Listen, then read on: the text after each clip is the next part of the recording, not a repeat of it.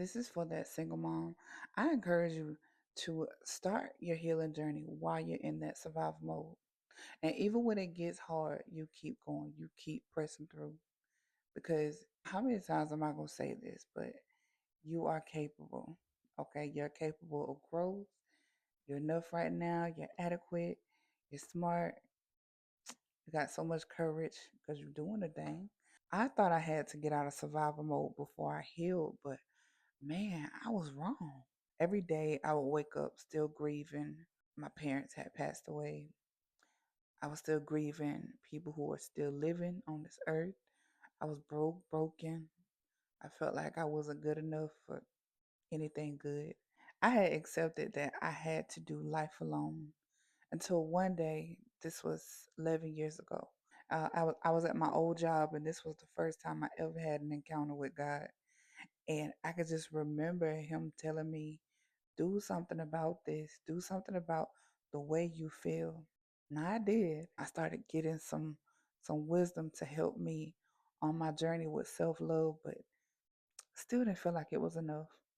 And it did not stick either because I went right back to that old cycle of believing that I wasn't enough, that I wasn't good enough, that I was broken, that I was going to stay in poverty. So many things that I thought made me feel disqualified. Even in the moments when I was trying, I was like, what's the use? What's the use? Like my mindset was so jacked up. And even though during these times I was drawn close to God and I'm gonna give myself grace and say I was growing spiritually, but I was still lukewarm. And I kept going, I kept healing no matter what. But now that I look back over those times, back then I thought I was broken, but in actuality, I was just carrying a lot of things alone. See, I was healing, but I was still holding on. I was doing it wrong. I was doing it backwards, okay? Because with this healing thing, you gotta let some stuff go, even when it's uncomfortable. Even when you convince yourself that you will forever be in the same place that you're going to be in right now, that you're going to always suffer, that you're going to always suffer in silence, that you're going to always struggle. All of those lies that you have convinced yourself as the truth is not really the truth. You're not broken. You're just carrying a lot of things alone.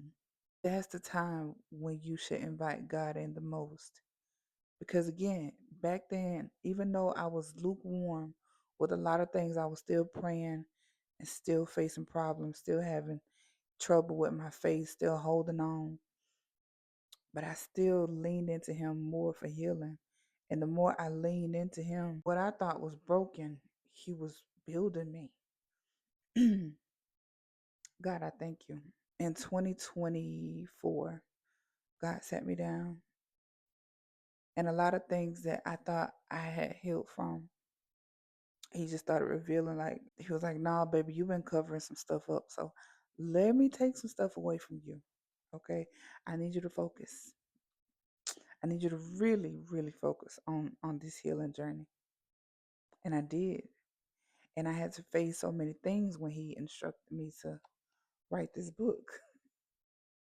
When he instructed me to write this book about all of the self-doubt, all of the financial struggles, the emotional challenges that I went through from a kid to a single mom, to just learning how to unlearn those things. And Pastor Jerry Fly was, when I was writing this book, I know I'm probably going all around the world, but Pastor Jerry Flowers taught me this. And I wrote this in chapter 2, by the way. But he says there's healing in your condition. Like a lot of things that you have like come in agreement with. Nah, there's some healing in that condition. Just because you were conditioned to it, you don't even have to be a single mom, but just because you were conditioned to hurt, there's healing in that hurt. There's overcoming in that grief.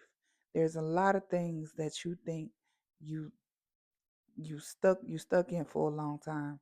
You may be stuck in it, but there's a way out, you know? But healing doesn't wait for better circumstances.